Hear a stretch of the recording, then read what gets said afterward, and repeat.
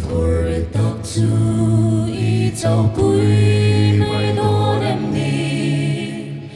thi na lam thoáng gió in y câu dê mai đô em ni nun lim na cho sông in cha vin y lo om em ni a bụi dê lăng dê Krista iron pancuan declaring nomin dil natin rekte angay kachin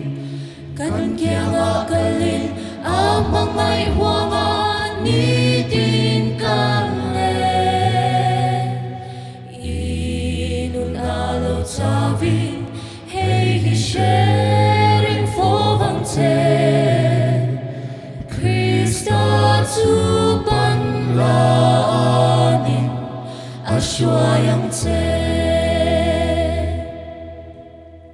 isingkong na buhayen beidong lelong ay nain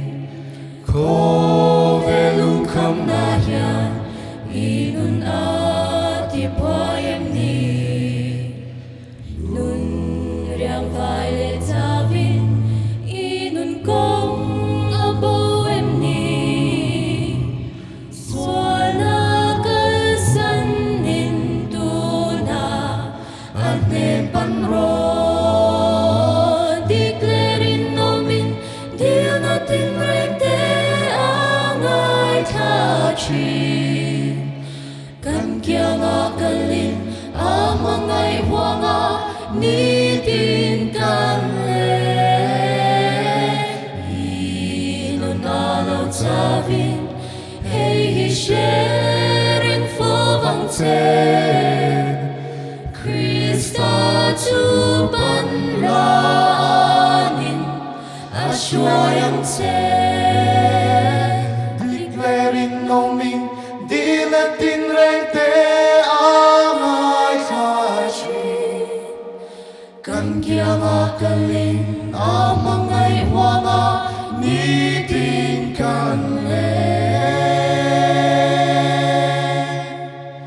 inun alo tavin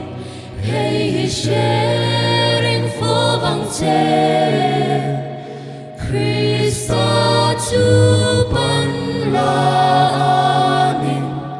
asyayang ten